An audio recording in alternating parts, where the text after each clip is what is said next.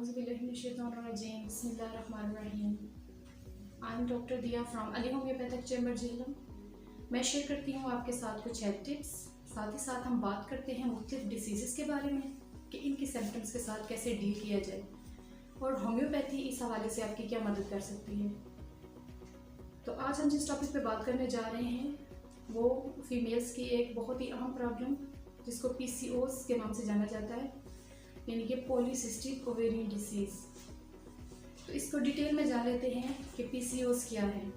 ये एक ovarian disease है जो कि इस वजह से क्या होता है कि हार्मोनल सिस्टम जो है वो इम्बैलेंस हो जाता है। मोस्टली जो फीमेल्स हैं वो फीमेल हार्मोन सिक्रीट करती है और थोड़ी सी मिकदार में मेल हार्मोन को सिक्रीट करती हैं। लेकिन PCOS के केस में क्या होता है कि जो मेल हार्मोन है वो ज़्यादा अमाउंट में सिक्रीट होना शुरू हो जाता है। जो ओवरीज होती हैं इनमें फॉलिकल्स होते हैं। तो नॉर्मल फॉलिकल्स क्या है, ये मेच्योर इसमें एग होता है। जब ये फॉलिकल रैप्चर होता है तो इसमें से एग रिलीज हो जाता है। तो ये नॉर्मल एक एवोल्यूशन प्रोसेस है, यानी कि या तो जो एग है वो फर्टिलाइज हो जाएगा, यानी कि प्रेगनेंसी हो जाती है, या फिर मेंस्ट्रुअल साइकिल के दौरान वो एग शेड ऑफ हो जाता है और मेंस फ्लो जो है वो स्टार्ट हो जाता है। मगर PCOS के केस में क्या होता है कि हार्मोनल सिस्टम जो है वो डिस्टर्ब हो जाता है, एवोल्यूशन नहीं हो पा रहा होता, एग ठीक से रैप्चर नहीं होता, फॉलिकल रैप्चर नहीं होता, एग रिलीज नहीं हो पाता, जिसकी वजह से सारा सिस्टम जो है वो डिस्टर्ब हो जाता है। एग रिलीज ना होने की वजह से आहिस्ता आहिस्ता वो सिस्ट बनना शुरू हो जाते हैं और ये ओवरीज के गिर्द गोल सर्कल्स की सूरत में सिस्ट हमें नज़र आते हैं। नेकलेस पैटर्न की सूरत में ये हमें मिल सकते हैं। तो इसमें हमें क्या सिम्टम्स नज़र आएंगे? तो सबसे पहला सिम्टम ये फर्टिलिटी इशू आएंगे। जो फीमेल्स कंसीव करना चाहती हैं वो कंसीव नहीं कर पाएंगी।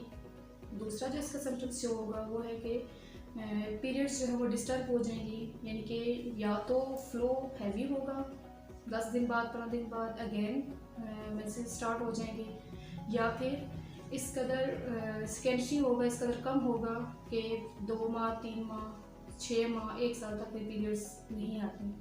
तो ये दोनों कॉजेज इसके हो सकते हैं। चूँकि इस PCOS के केस में मेल हार्मोन ज़्यादा सिक्रीट हो रहा है, इसलिए हिर्सुटिज्म यानी कि hair growth, excessive hair growth इसमें हमें देखने में मिलेगी। ये हेयर ग्रोथ जो है वो अपर लिप्स में हो सकती है, चिन में हो सकती है, हैंड्स पे हो सकती है, फीट्स पे, स्पेशली टोज़, इन पे हमें ज़्यादा नज़र आती है। इसके अलावा जितने भी PCOS के मैक्सिमम केसेस हैं उनमें जो ज़्यादा चीज़ देखने में मिलती है वो है ओबेसिटी, यानी कि आपका मोटापा बहुत ज़्यादा होगा। लेकिन कुछ केसेस में ये भी देखा गया वो फीमेल्स पतली होती हैं लेकिन उनमें वो सारी सिम्टम्स PCOS वाली होती हैं, लेकिन इस तरह के चांसेस बहुत कम होते हैं। ओबेसिटी जो है वो ज़्यादा नज़र आती है। अब हम देखते हैं कि इसके रीजंस क्या हैं, कौन से कॉजेज़ हैं जिनके बिना पर PCOS हो सकता है। तो फर्स्ट कॉज इसका जेनेटिक है, यानी कि अगर माँ को है तो बेटी को भी इसके होने के चांसेस हो सकते हैं। दूसरा इसमें हमारे आ जाते हैं इन्वायरमेंटल फैक्टर्स, यानी कि हमारा खाना पीना, हमारा रहन सहन कैसा है, हम डाइट क्या ले रहे हैं, ये चीज़ें जो है वो इफ़ेक्ट करती हैं। इन शॉर्ट आपका लाइफस्टाइल। इसके अलावा आपका स्ट्रेस लेवल, यानी कि आप किस कदर अपनी ज़िंदगी में टेंशन का शिकार हैं, ये जो है बहुत इंपॉर्टेंट फैक्टर है। जो स्ट्रेस है वो बहुत ही इंपॉर्टेंट फैक्टर है PCOS को ट्रिगर करने में, क्योंकि जब स्ट्रेस लेवल डिस्टर्ब होता है तो बॉडी में हार्मोनल सिस्टम जो है वो भी बिगड़ जाता है। ये तो हो गए इसके कुछ कॉजेज एंड सिम्टम्स। अब हम जान लेते हैं कि कौन कौन से जनरल मेजर्स हैं जो हम अपने तौर पर ले सकते हैं ताकि हम PCOS को जल्द रिकवर करने में हमारी वो मदद कर सकें। तो सबसे पहले अपनी डाइट को कंट्रोल करना है, लो ग्लाइसेमिक इंडेक्स वाला फूड ज़्यादा इंटेक करना है, और ये हमें किस किस्म के फूड्स में ज़्यादा मिलता है, जितने भी सीड्स हैं इन सीड्स में ख़ास तौर पर फ्लैक्स सीड हो गए, तिल के बीज हो गए, सनफ्लावर सीड्स हो गए, इनमें हमें ये ज़्यादा मिलता है। इसके अलावा ओमेगा 3 फैटी एसिड को अपनी जो है डाइट में इंक्लूड करना है। ये हमें हर तरह के फ़िश में मिल जाता है अच्छे तरीके से। ऐसे तमाम फूड्स जो एंटीऑक्सीडेटिव हैं, इनके जितने भी ग्रीन लीफी फूड है जिनका डार्क ग्रीन कलर होता है, जैसे साग हो गया, इस तरह को फूड जो है वो अपनी डाइट में आप इंक्लूड करें। दही को आप इस्तेमाल कर सकते हैं। अब ये देखना है हमें परहेज़ क्या करना है, किस तरह के फूड्स नहीं लेने। तो पहले बात की है, जिन फूड्स का ग्लाइसेमिक इंडेक्स हाई है वो वाले फूड्स नहीं लेने। जितने भी हाइड्रोजनेटेड ऑयल हैं, कन्फेक्शनरीज हैं, मीठी चीज़ें हैं, प्रोसेस्ड फूड, पैकेजेड फूड, जो पैकिंग में प्रिजर्वेटिव फूड हमें मिलते हैं, उनसे अवॉइड करना है। फ्रेश फ्रूट्स एंड वेजिटेबल्स को अपनी डाइट में इंक्लूड करना है। इसके अलावा एक्सरसाइज लाजमी करनी है, चाहे आप वॉकिंग की सूरत में कर रहे हैं, जॉगिंग कर रहे हैं, किसी भी फॉर्म में आप एक्सरसाइज कर रहे हैं, इससे आपका मोटापा जो है वो कंट्रोल रहेगा। दूसरी चीज़, फिज़िकल एक्टिविटीज़ ज़्यादा करनी है। किसी न किसी हॉबी में, किसी न किसी मुश्किल में अपने आप को मसरूफ़ कर लें, ताकि आपकी अटेंशन डाइवर्ट हो जाए और आपका स्ट्रेस लेवल जो है वो नॉर्मल रहे, कम रहे, आप ज़्यादा टेंशन का शिकार ना हो। इसलिए अपने आप को किसी भी फिज़िकल एक्टिविटीज़ में बिज़ी कर लें। क्योंकि PCOS है, इस वजह से आपकी बॉडी में हार्मोनल सिस्टम जो है वो इम्बैलेंस हो चुका है, डिस्टर्ब हो चुका है।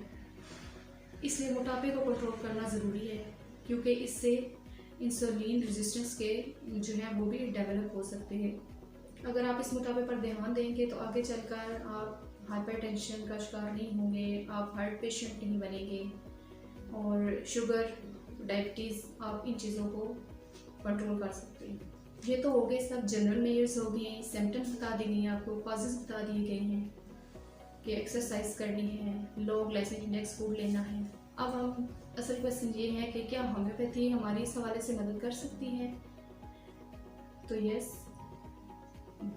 ओवरऑल जितने भी कन्वेंशनल मेथड ऑफ ट्रीटमेंट है उसमें PCOS को जड़ से हटाना है अगर, तो इस तरह का कोई ट्रीटमेंट नहीं है। ओवुलेशन नहीं हो रहा, कंसीव करना है, PCOS को जड़ से हटाना है, तो इस तरह का जो ट्रीटमेंट है वो कन्वेंशनल सिस्टम में नहीं है, जो हमारा कन्वेंशनल मेथड ऑफ ट्रीटमेंट है इसमें नहीं है। अलबत्ता होम्योपैथी में PCOS को जड़ से हटाने का बहुत ही अच्छा इलाज मौजूद है। अली होम्योपैथिक चैम्बर इस सिलसिले में अरसे 30 साल से अपनी खिदमत सर अंजाम दे रहा है। इस हवाले से किसी भी तरह की गाइडलाइन की ज़रूरत हो तो आप ज़रूर रब्ता कर सकते हैं। उम्मीद है कि आज की इन्फॉर्मेटिव वीडियो आपको अच्छी लगी होगी। मिलते हैं नेक्स्ट किसी और इन्फॉर्मेटिव वीडियो के साथ। तब तक अपना और अपने प्यारों का ख्याल रखिए। अल्लाह हाफिज़।